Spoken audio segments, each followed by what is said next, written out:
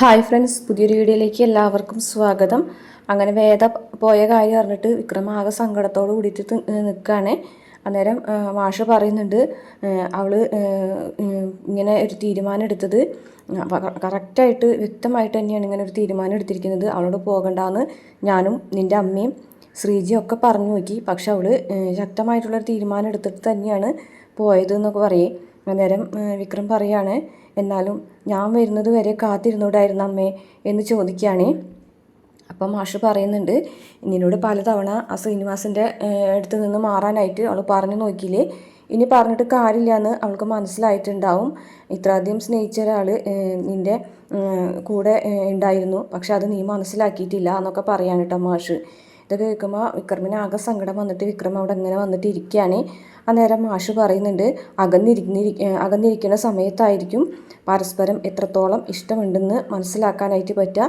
നിൻ്റെ മനസ്സിൻ്റെ ഇപ്പോഴത്തെ ആർദ്രത ആ കുട്ടി നിനക്ക് എത്രയും വേണ്ടപ്പെട്ടതായിരുന്നു എന്ന് മനസ്സിലാക്കി തരുന്നുണ്ട്. നിൻ്റെ മനസ്സിൽ ആ കുട്ടിക്ക് അത്രയും സ്ഥാനമുണ്ട്, നിൻ്റെ അത്രയും അധികം മാറ്റിയെടുക്കാനും ആ കുട്ടിക്ക് കഴിഞ്ഞിട്ടുണ്ട് എന്നുള്ളതിൻ്റെ തെളിവാണ് ഇപ്പോൾ നിൻ്റെ ഈ ഒരു സങ്കടം എന്നൊക്കെ മാഷിങ്ങനെ വിക്രമിനോട് പറയുകയാണ്. അപ്പോൾ കമലാമ്മയും പറയുന്നുണ്ട്, മോനിങ്ങനെ സങ്കടപ്പെടാതെ മോൻ പോയി കുളിക്ക്, എന്നിട്ട് വേദന പോയി കണ്ട് സംസാരിക്കാനൊക്കെ പറയുന്നുണ്ട് കേട്ടോ. അപ്പം മാഷും പറയുന്നുണ്ട്, നീ സങ്കടപ്പെടല്ലേ, ചിലപ്പോൾ നിങ്ങളുടെ രണ്ടുപേരുടെ മനസ്സിൻ്റെ ഇഷ്ടത്തിൻ്റെ ആഴം മനസ്സിലാക്കാൻ വേണ്ടിയിട്ടുള്ളൊരു ചെറിയൊരു വേർപാടായിരിക്കും ഇത് എന്നൊക്കെ പറയുകയാണ്. ചിലപ്പോൾ നീ എടുത്ത തീരുമാനം അവൾ അറിയുമ്പോൾ അവൾ തിരികെ വരികയായിരിക്കും എന്നൊക്കെ മാഷ് പറഞ്ഞ് ആശ്വസിപ്പിക്കുകയാണ്. അങ്ങനെ മാഷ് പറയുന്നുണ്ട്, നീ വിഷമിച്ചിരിക്കല്ലേ, പോയി കുളിച്ച് വായോ എന്ന് പറയുന്നുണ്ട്. അങ്ങനെ വിക്രം അവിടെ നിന്ന് എഴുന്നേറ്റ് പോവുകയാണ്. അതിനുശേഷം പിന്നെ കാണിക്കുന്നത് ദീപ്തി വേദന മുറിയിലേക്ക് വരികയാണ് കേട്ടോ. അപ്പോൾ എനിക്ക് വരാലോ എന്ന് ചോദിക്കുന്നുണ്ട്. അപ്പോൾ വേദ ഒന്നും മിണ്ടുന്നില്ല. അങ്ങനെ വന്നിരിക്കുന്ന സമയത്ത് വേദേച്ചി, ഞാനൊരു കാര്യം ചോദിക്കാൻ പോണ്, സത്യം പറയാൻ എന്നോട് എന്നൊക്കെ ചോദിക്കുകയാണ്.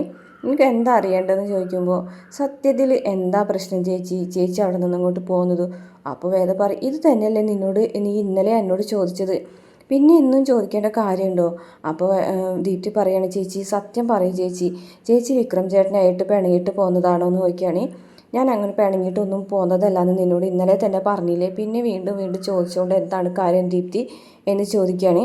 അപ്പോൾ ദീപ്തി പറയാണ്, എന്തായാലും എന്തോ ഒരു കാരണം ഉണ്ടെന്നുള്ളത് 100% ഉറപ്പാണ്, ആ കാരണം എന്നോട് പറയ് ചേച്ചി എന്ന് പറയാണ്.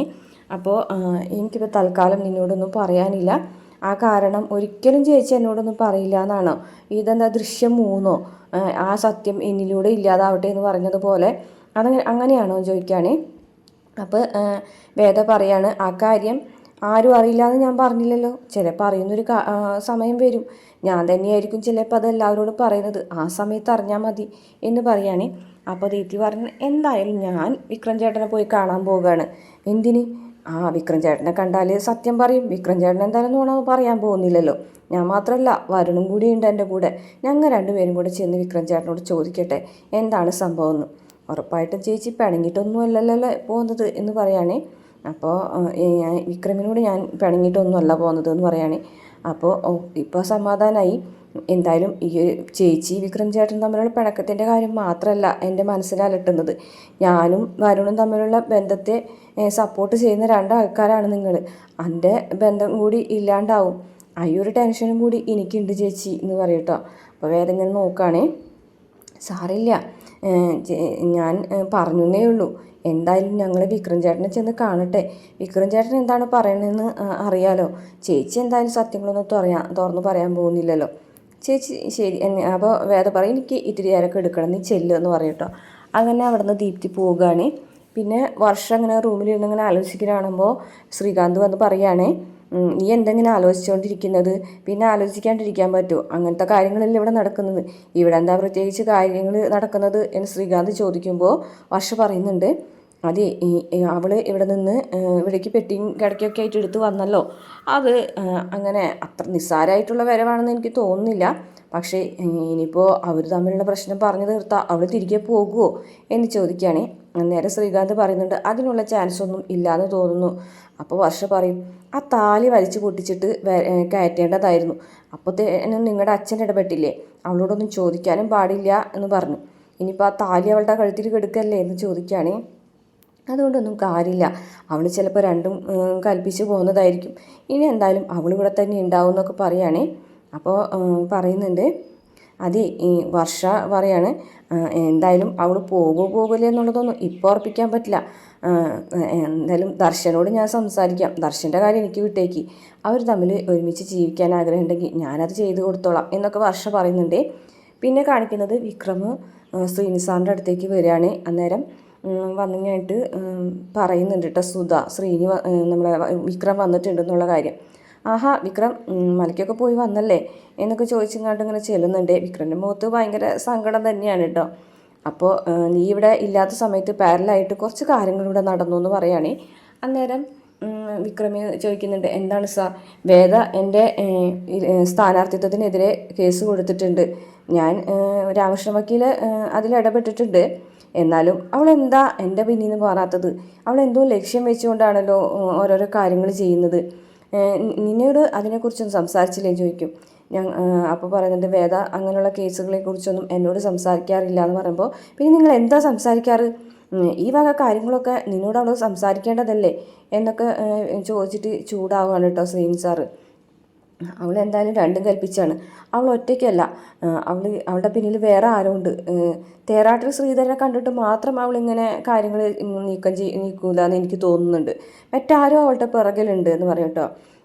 എന്നെ മാത്രം ലക്ഷ്യം വെച്ചിട്ടാണ് അവൾ ഇതൊക്കെ ചെയ്യുന്നതെന്ന് പറയുമ്പോൾ വിക്രം പറയാണ്, അല്ല സാറിനോടുള്ള ദേഷ്യം കൊണ്ടല്ല അവളിതൊക്കെ ചെയ്യുന്നത് എന്ന് പറയാൻ കേട്ടോ. പിന്നെ നിന്നെ എന്നിൽ നിന്ന് അടർത്തി മാറ്റുക എന്നുള്ളൊരു ലക്ഷ്യമാണ് അവളുടെ മുന്നിൽ ഏറ്റവും കൂടുതലുള്ളതെന്ന് പറയും കേട്ടോ. അതെന്നോടുള്ള ദേഷ്യം കൊണ്ടാണെന്ന് പറയും. അല്ല സാറിനോടുള്ള ദേഷ്യം കൊണ്ടല്ല സാറിൻ്റെ അടുത്ത് നിന്ന് തന്നെ അടർത്തി മാറ്റാൻ നോക്കുന്നത്, അത് എന്നോടുള്ള ഇഷ്ടം കൊണ്ടാണ് എന്ന് വിക്രം പറയുമ്പോൾ ശ്രീനിവാസൻ പൊട്ടിച്ചിരിക്കുകയാണ്. എന്നിട്ട് പറയടാ മണ്ട, നീ അങ്ങനെയാണോ കരുതിയിരിക്കുന്നത്? നിന്നോടുള്ള ഇഷ്ടം കാണിക്കേണ്ടത് അങ്ങനെയല്ല.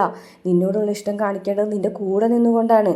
അല്ലാണ്ട് നീ ഒരിക്കലും അടർന്നു പോകൂല എന്ന് വിചാരിക്കുന്ന ഒരാളുടെ അടുത്ത് നിന്ന് അടർത്തി മാറ്റാൻ ശ്രമിച്ചിട്ടല്ല എന്ന് പറഞ്ഞ് വിക്രമിനെ വീണ്ടും തിരിക്കുകയാണ്.